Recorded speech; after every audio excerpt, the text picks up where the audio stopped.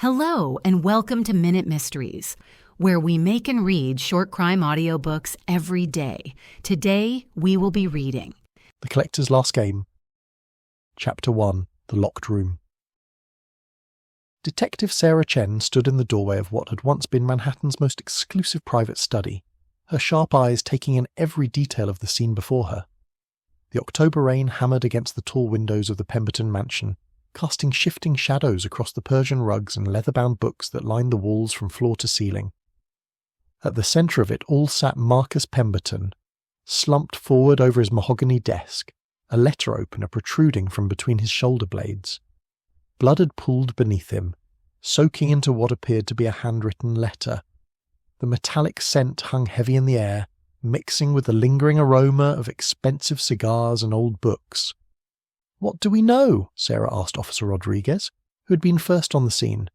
Victim is Marcus Pemberton, 72, retired art dealer and collector. Housekeeper found him this morning around 8:30 when she brought his coffee. Door was locked from the inside, key still in the lock on this side.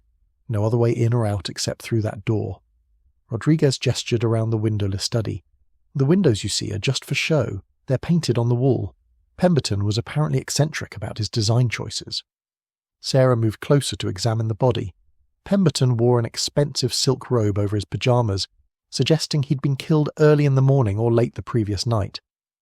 The letter opener was ornate, with what looked like precious stones embedded in the handle.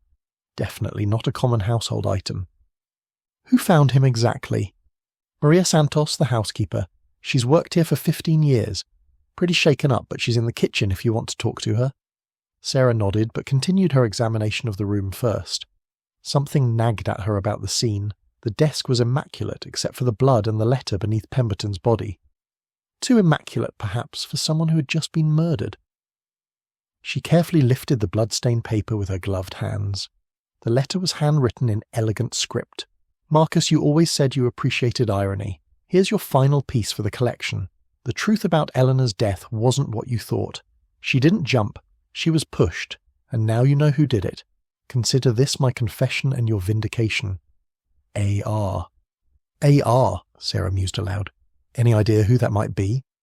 Rodriguez shook his head. "We're working on it.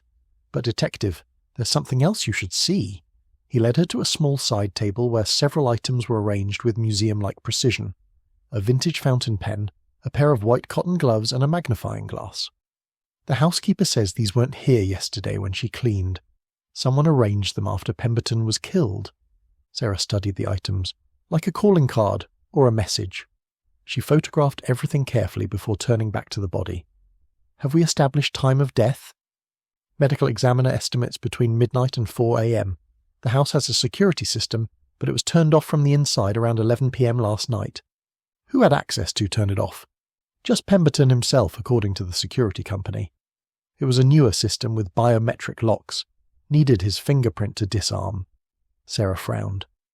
This was shaping up to be a classic locked room mystery, but those were usually fictional. In real life, there was always a logical explanation, even if it wasn't immediately obvious. Let's talk to the housekeeper. Chapter 2. The Cast Assembles. Maria Santos sat at the kitchen table, her weathered hands wrapped around a cup of coffee that had long gone cold. She was a small, neat woman in her 60s, with greying hair pulled back in a practical bun. Her eyes were red from crying, but she composed herself when Sarah and Rodriguez entered. "Mrs. Santos, I'm Detective Chen. I know this is difficult, but I need to ask you some questions about Mr. Pemberton and what you found this morning." Maria nodded slowly. "He was such a good man, Detective. 15 years I worked for him, and he never raised his voice to me once. Who would do this terrible thing?" "That's what we're trying to find out. Tell me about yesterday. Did anything seem unusual? Did Mr. Pemberton have any visitors?" "Yes, actually. He had 3 visitors yesterday afternoon. That was unusual. He rarely had people over anymore, especially not multiple people in one day." Sarah leaned forward, interested. "Can you tell me about them?" "The first was Ms. Victoria Ashworth. She's an art appraiser, very elegant lady. She's been here a few times over the years to look at Mr. Pemberton's collection. She arrived around 2 o'clock. "How long did she stay?" "About an hour. She seemed upset when she left, walking very quickly to her car. She usually stays longer and has tea with Mr. Pemberton. And the second visitor? Dr. Richard Blackwood. He's a professor at Columbia, studies art history.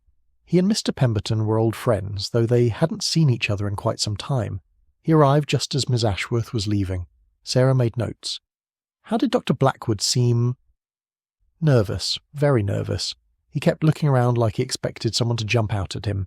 He stayed about 2 hours, and I could hear them talking loudly in the study, not quite arguing, but close to it. And the third visitor? Maria hesitated. That was the strangest one. A young man, maybe 30 years old, very well dressed, but something about him made me uncomfortable. He didn't give his name, just said Mr. Pemberton was expecting him. He arrived around 6 and stayed until almost 9:30. Did you overhear any of their conversation? Some of it. The young man was asking about someone named Eleanor, and about paintings. Something about forgeries and authentications. Mr. Pemberton got very quiet after that man left. He told me I could go home early, which he never does. Sarah exchanged glances with Rodriguez. Eleanor, the same name mentioned in the letter. Mrs. Santos, do you know anyone with the initials A.R.? The housekeeper thought for a moment, then shook her head. No, detective. Should I? What about Eleanor? Did Mr. Pemberton ever mention someone by that name? Maria's expression changed, becoming guarded. Eleanor was his daughter. She died 20 years ago. Mr. Pemberton never talked about her much, but I know it broke his heart. She was his only child. How did she die? Suicide, they said.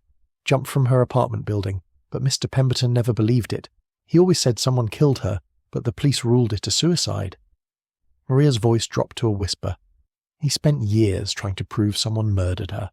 Sarah felt the first pieces of a complex puzzle beginning to form in her mind. Did he ever tell you who he suspected? No, but he kept a file about her death in his study. Newspaper clippings, police reports, private investigator notes. He spent a fortune trying to find the truth. After getting contact information for the 3 visitors, Sarah and Rodriguez headed back to the study. The crime scene team was finishing up, carefully bagging and cataloguing evidence. Detective Chen? The medical examiner approached with his preliminary findings. Cause of death is definitely the stab wound to the back. The angle suggests someone approximately the same height as the victim, maybe slightly taller. The killer would have been standing directly behind him. Anything else? The letter opener went in clean, between the ribs, straight to the heart. Whoever did this either got very lucky or knew exactly where to strike. Could indicate some medical knowledge. Sarah nodded, filing this information away. How long until the full autopsy? I'll have a complete report tomorrow morning. As the ME left, Sarah began searching the study more thoroughly. She found the file Maria had mentioned in a locked drawer of Pemberton's desk. The key had been in his pocket. The Eleanor Pemberton file was thick, filled with newspaper clippings, police reports, and handwritten notes in Pemberton's meticulous script. Eleanor had been 28 when she died, a promising art restorer who had worked for several prestigious galleries in the city. The police report was straightforward. She had been found on the sidewalk outside her apartment building at 3 a.m. on a Tuesday in October, exactly 20 years ago. No note, no witnesses, no signs of struggle in her apartment. The case was closed as suicide within a week. But Marcus Pemberton's notes told a different story.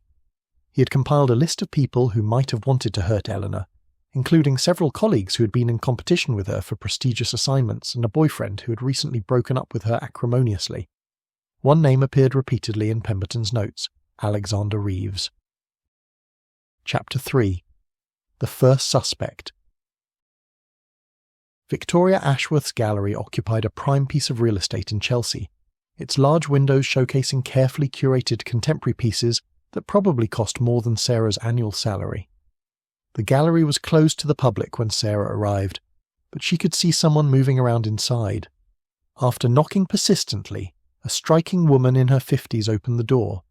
Victoria Ashworth was tall and elegant, with silver hair pulled back in a perfect chignon and wearing a designer suit that probably cost more than Sarah's car. But her usual composure seemed shaken. Detective Chen?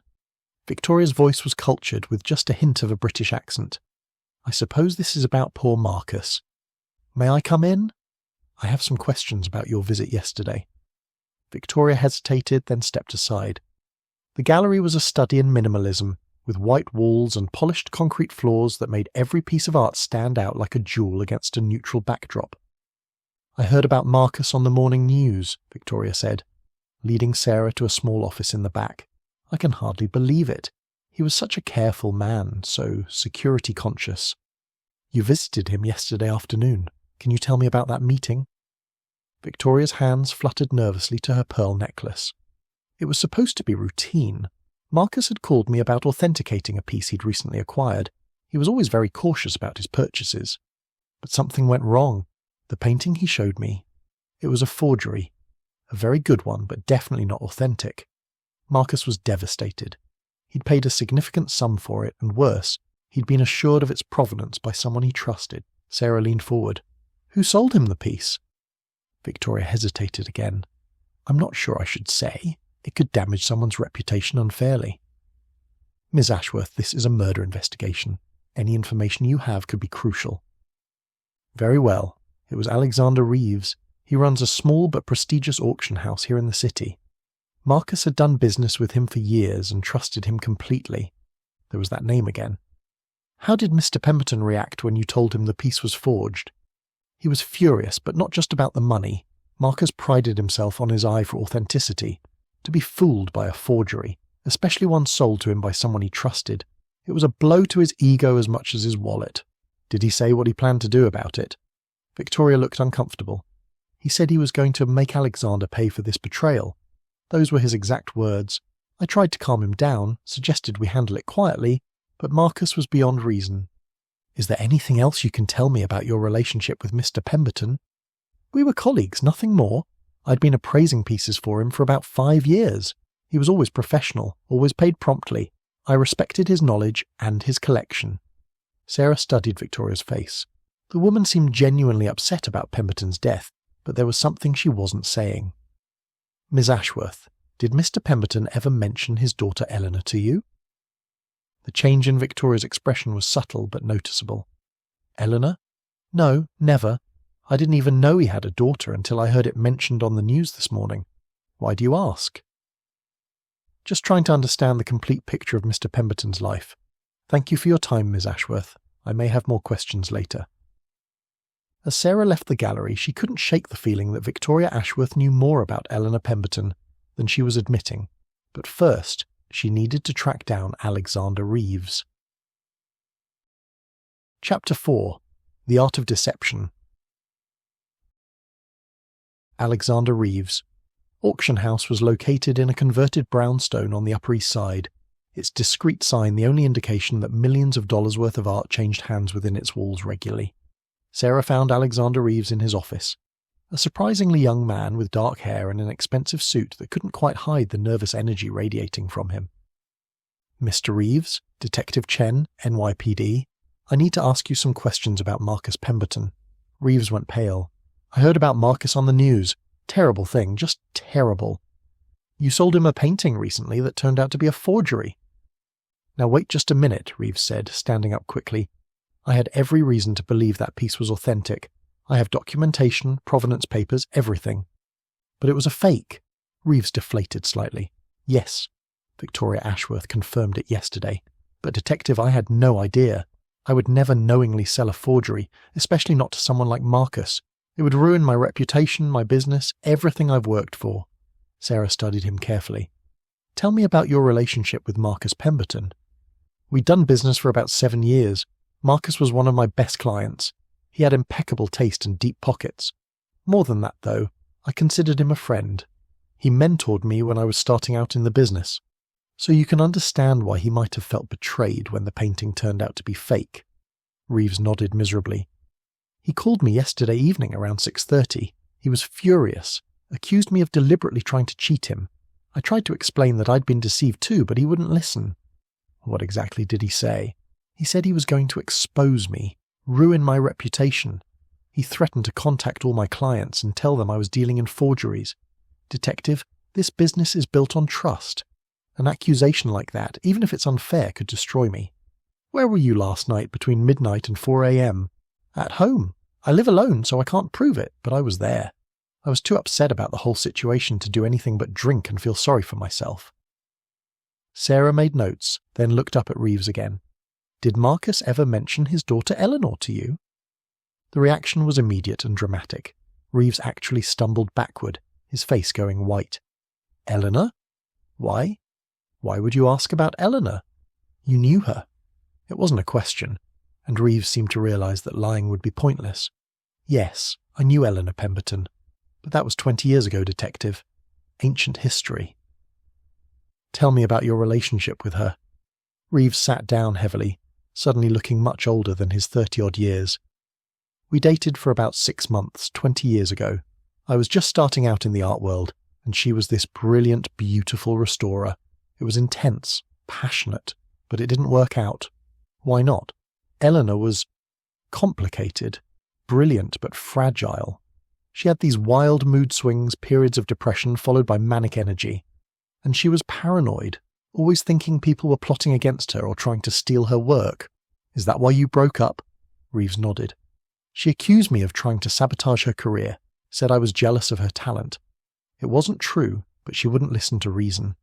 The final straw came when she accused me of stealing one of her restoration techniques and passing it off as my own work. And shortly after that, she died. Yes, Reeves's voice was barely a whisper. I heard about it from a mutual friend. I was devastated, even though we weren't together anymore. She was so young, so talented. Did you ever meet Marcus Pemberton through Eleanor? Once. Eleanor brought me to a family dinner when we were dating. Marcus seemed nice enough, though I could tell he was protective of Eleanor. After she died, I sometimes wondered if he blamed me somehow. Sarah felt another piece of the puzzle click into place. Mr. Reeves, when exactly did you first start doing business with Marcus Pemberton? Reeves thought for a moment. About 7 years ago. He contacted me out of the blue, said he'd heard good things about my business, and wanted to see some pieces I had available. 7 years ago, that would be 13 years after Eleanor's death. Yes, I suppose so. I never made the connection. But Sarah was beginning to suspect that Marcus Pemberton had made the connection very deliberately. The question was whether this had all been leading up to yesterday's confrontation, or if something else entirely was going on. Chapter 5. The Professor's Secret. Dr. Richard Blackwood's office at Columbia University was a study in organised chaos, with books and papers covering every available surface and the smell of coffee and pipe tobacco permeating the air.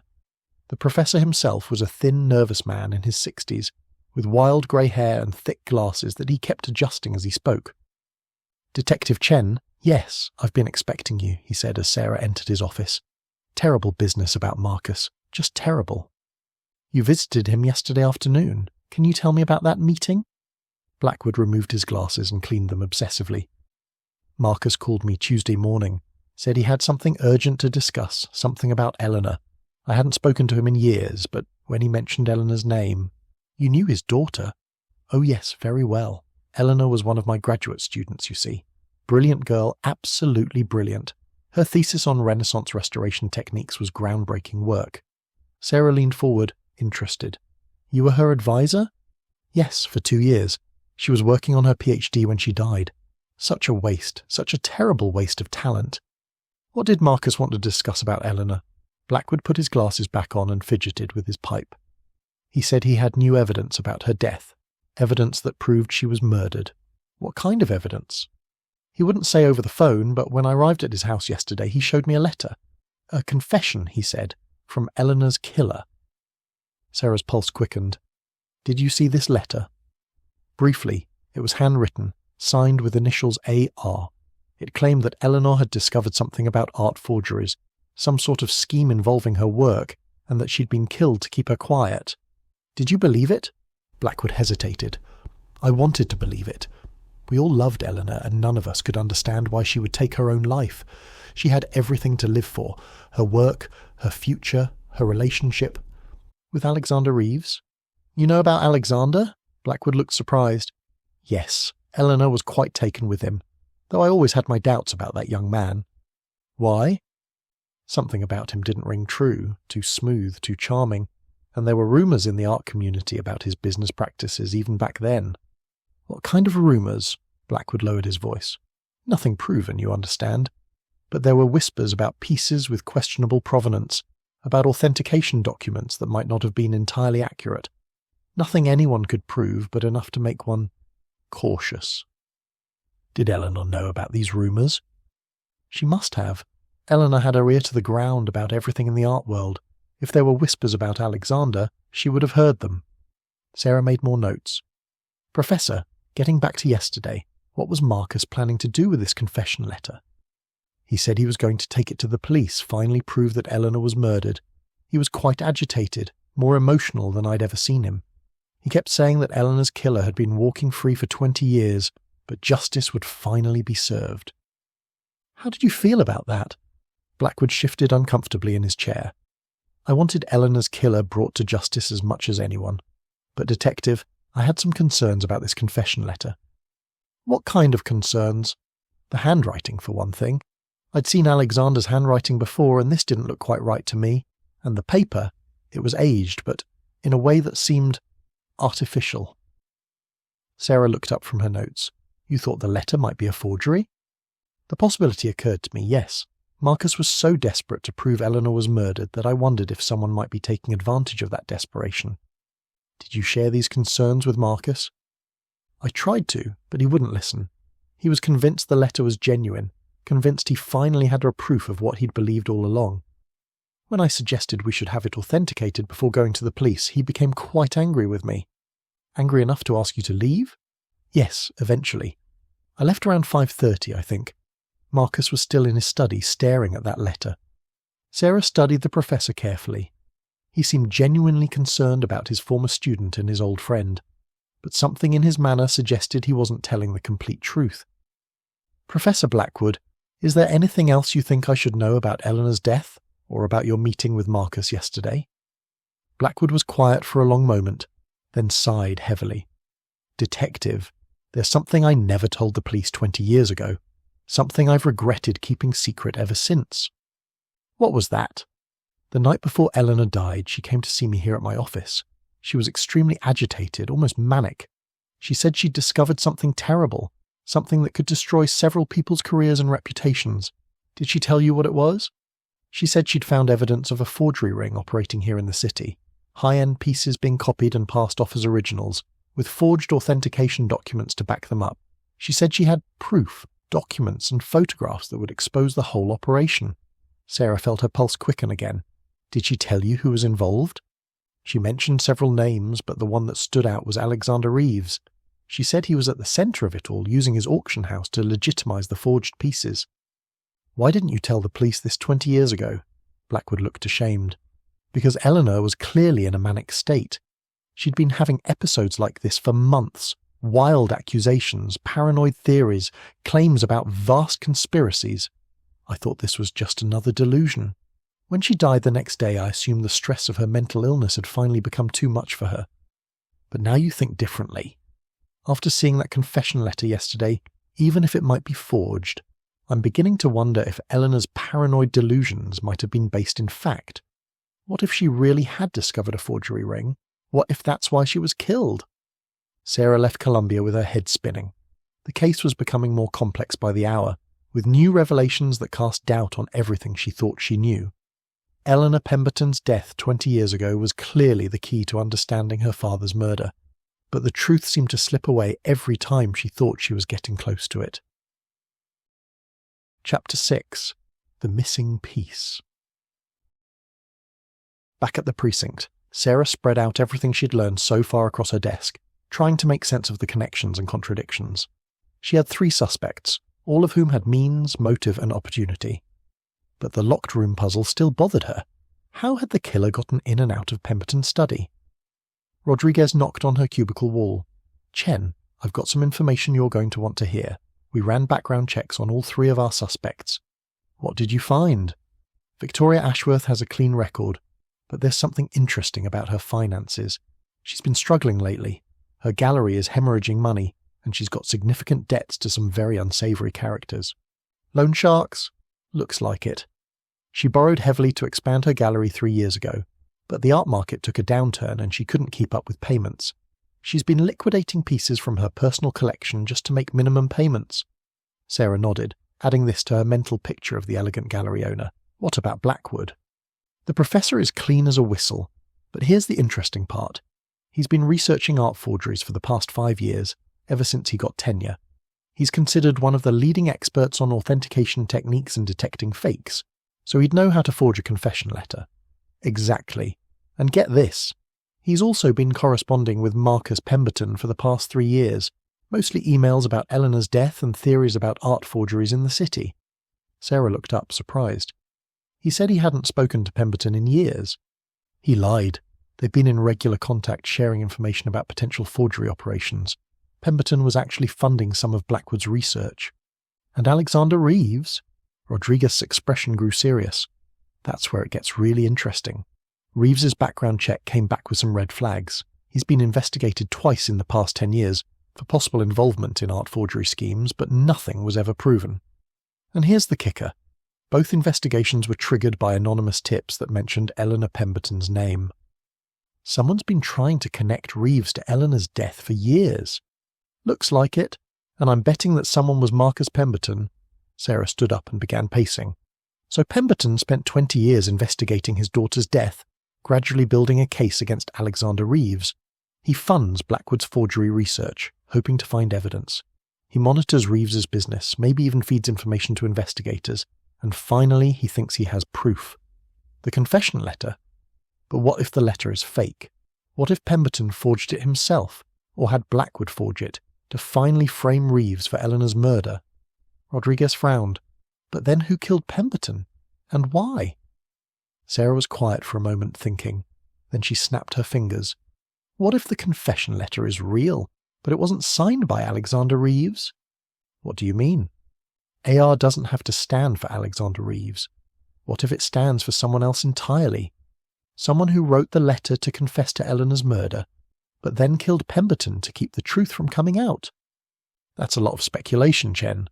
I know, but I think we need to take another look at that study. There's something about that locked room that's bothering me, and I think I might have missed something important.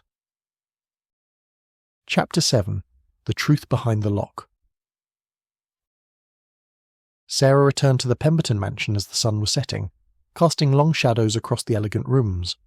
The crime scene tape had been removed, but the study still felt heavy with the presence of death. She stood in the doorway, trying to see the room with fresh eyes. The locked door had been the central mystery, but what if that was exactly what the killer wanted her to focus on? What if the locked room was a misdirection, designed to make the murder seem impossible, and therefore point suspicion away from the real killer?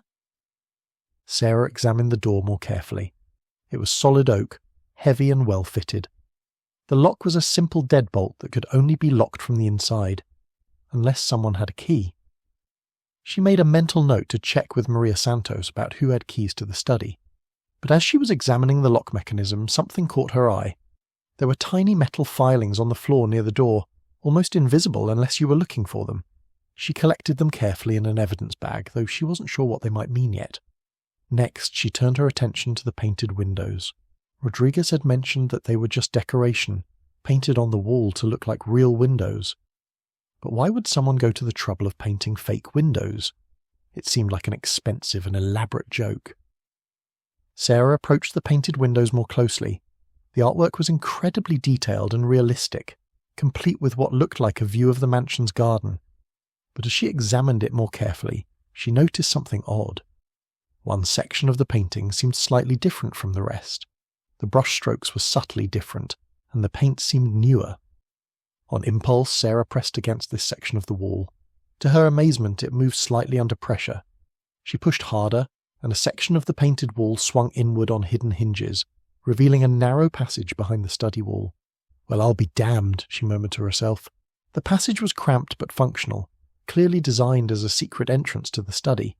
It was dusty and filled with cobwebs, suggesting it hadn't been used in years, except for recent scuff marks on the floor that indicated someone had used it very recently. Sarah followed the passage, using her phone's flashlight to illuminate the way. It curved around behind the study and emerged in what appeared to be a storage closet in the mansion's kitchen area. The door was concealed behind hanging coats and cleaning supplies. Unless you knew exactly where to look, you'd never find it. Sarah's mind raced as she considered the implications. The killer hadn't needed a key to get into the locked study. They had used this secret passage, murdered Pemberton, arranged the scene to look like a locked room mystery, and then escaped the same way they had entered. But who knew about the secret passage? And why hadn't Maria Santos mentioned it? Sarah found the housekeeper in her small apartment above the garage, watching television and looking lost without her usual routine of caring for Marcus Pemberton. "Mrs. Santos, I need to ask you about something. Did you know there was a secret passage leading to Mr. Pemberton's study?"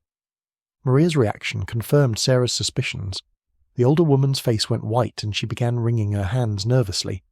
I didn't think anyone would find it. Mr. Pemberton made me promise never to tell anyone about it." "How long have you known?" "Since I started working here 15 years ago. Mr. Pemberton showed it to me himself, said it was built by the house's original owner during Prohibition to hide liquor. He used it sometimes when he wanted to get to his study without being disturbed by visitors." "Did anyone else know about it?" Maria hesitated, then nodded slowly. "Eleanor knew. When she was young, she used to use it to sneak into her father's study and play with his art books. Mr. Pemberton thought it was charming." "Anyone else?" I think Doctor. Blackwood might have known. He was here often when Eleanor was alive, and I saw him coming out of the kitchen one day looking like he'd been somewhere he shouldn't have been." Sarah felt the pieces of the puzzle finally beginning to form a complete picture. But she still needed to understand the motive. Why would Professor Blackwood want to kill Marcus Pemberton? Chapter 8. The Professor's Gambit. Sarah decided to confront Professor Blackwood directly, but not in his office where he would be comfortable and in control. Instead, she called and asked him to meet her at the Pemberton mansion, claiming she needed his expert opinion on some evidence related to Eleanor's death. Blackwood arrived within an hour looking nervous and agitated. Sarah met him at the front door and led him into the study, where the bloodstains on the desk had been cleaned but the memory of violence still lingered. "Professor, I need you to help me understand something about Eleanor's death and the confession letter that Marcus showed you." "Of course, Detective. Anything I can do to help bring Eleanor's killer to justice." Sarah led him to the painted windows, stopping in front of the section that concealed the secret passage. "Did you know about this hidden entrance to the study?" Blackwood's face went pale. What are you talking about?" Sarah pressed the painted section, and it swung open to reveal the passage behind. This is how Eleanor's real killer got in and out of the study without being seen. This is how they made it look like an impossible locked-room murder. Blackwood stared at the opening, his hands shaking. "I had no idea. This is incredible." "Professor, you've been lying to me from the beginning. You didn't lose touch with Marcus Pemberton after Eleanor's death. You've been corresponding with him for years, helping him investigate Eleanor's murder. And you didn't just advise Eleanor on her thesis. You were in love with her." Blackwood's composure finally cracked. "That's not... How can you possibly know?" "Your emails with Marcus Pemberton. We found them on his computer. 20 years of correspondence, and in the early emails you referred to Eleanor as the woman I loved, and talked about your regret at never telling her how you felt." Blackwood sank into a chair, suddenly looking much older than his 60-odd years. "Eleanor was brilliant, Detective. The most gifted student I'd ever taught. But more than that, she was kind, passionate about her work, full of life. I knew it was inappropriate to have feelings for a student, so I never told her. I thought I'd have time after she graduated, time to see if there might be something between us. But then she started dating Alexander Reeves, that shallow, manipulative boy. I couldn't understand what she saw in him. And when she started accusing him of sabotaging her career, of stealing her work, I wanted to believe her. I wanted him to be the villain in her story so that I could be her hero, could save her from him." Sarah watched him carefully. "But you didn't save her. The night she came to my office, the night before she died, she was so agitated. She kept talking about this forgery ring, about having proof that would destroy Alexander's reputation. I thought she was having another manic episode, so I told her to calm down, to think rationally before making accusations she couldn't prove. And that made her angry. Furious. She said I didn't believe her, that no one ever believed her. She said she was going to expose the whole operation herself, with or without my help, and then she left." Sarah felt a chill as she realized where this was leading. "But she didn't jump from her building the next night, did she, Professor?" Blackwood's voice became barely a whisper. "She came to my apartment instead. She was even more agitated than before, waving around photographs and documents, claiming they were proof of Alexander's forgery operation. She said she was going to take everything to the police in the morning. What were the documents? Photographs of paintings in various stages of being copied, authentication papers with forged signatures, financial records showing suspicious transactions. But detective, the handwriting on the authentication papers, it wasn't Alexander's, it was mine. Sarah felt her pulse quicken. You were the one running the forgery operation. Blackwood nodded miserably. It started small, just a way to make some extra money. The university's salary wasn't enough, and I had access to graduate students who were talented artists. I would have them create copies of famous pieces, then I'd forge authentication documents and sell them through various dealers, including Alexander Reeves. Alexander was just one of many dealers I worked with, and he never knew the pieces were forgeries. I was very careful to provide convincing provenance documentation, but Eleanor figured it out.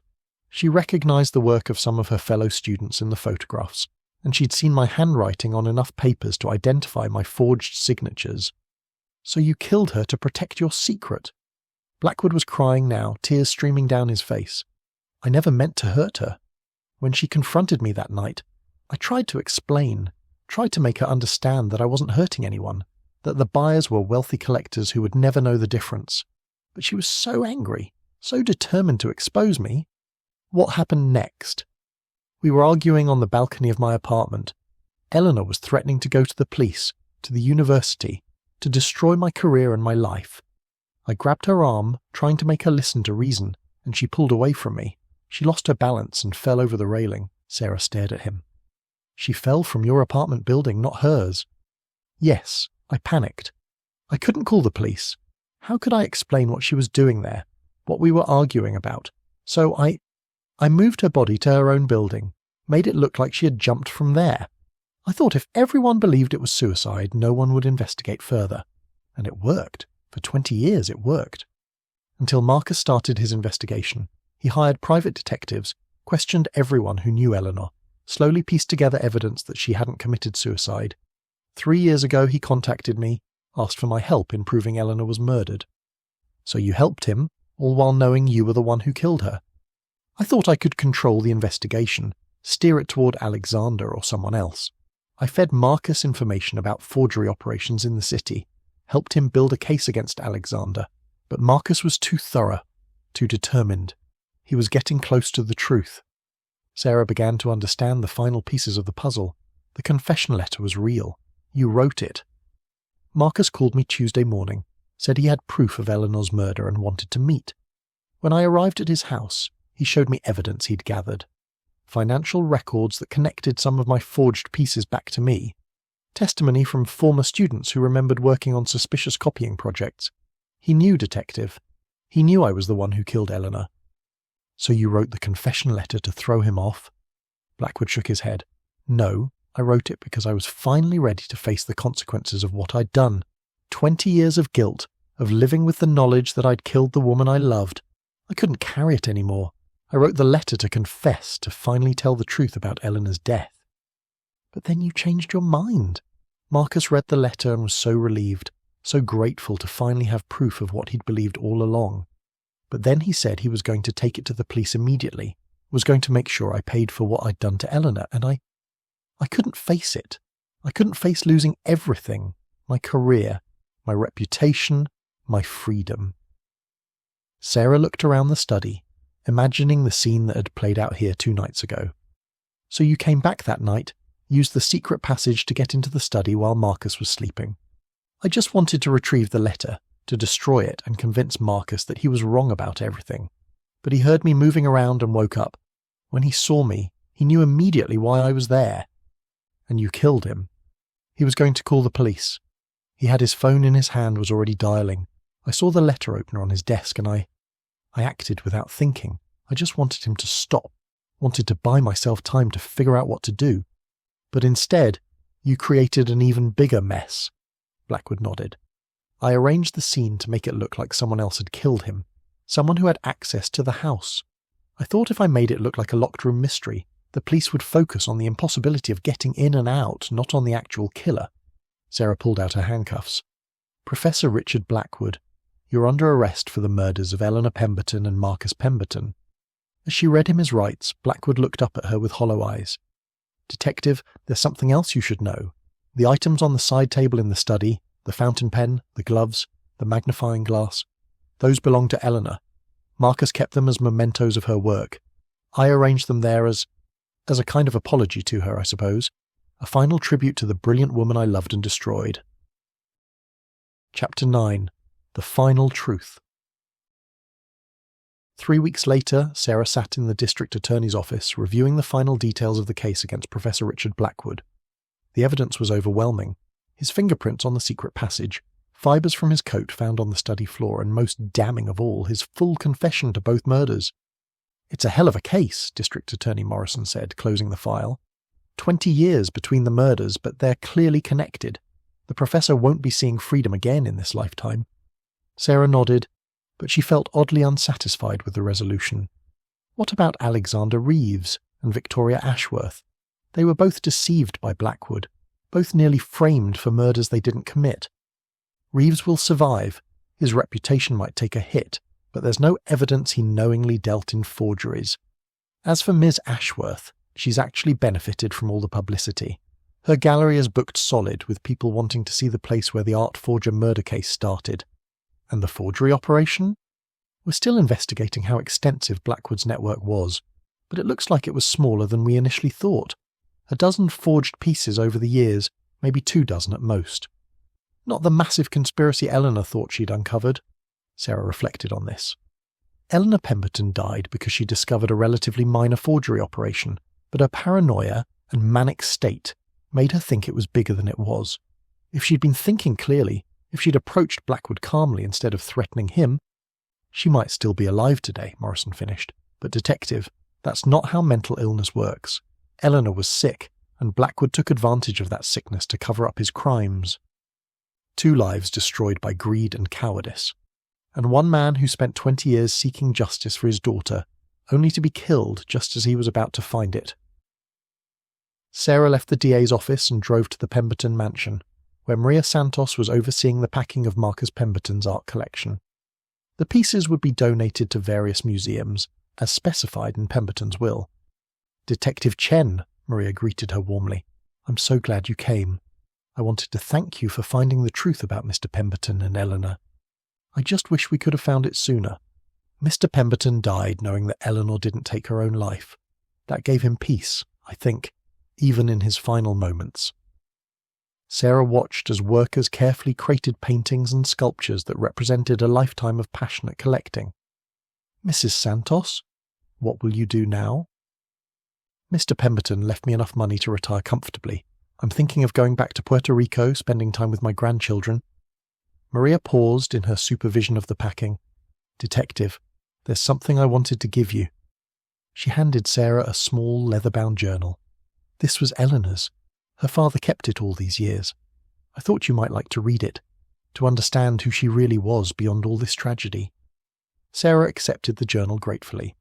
That evening, in her apartment with a glass of wine and her cat curled up beside her, she read Eleanor Pemberton's journal from cover to cover.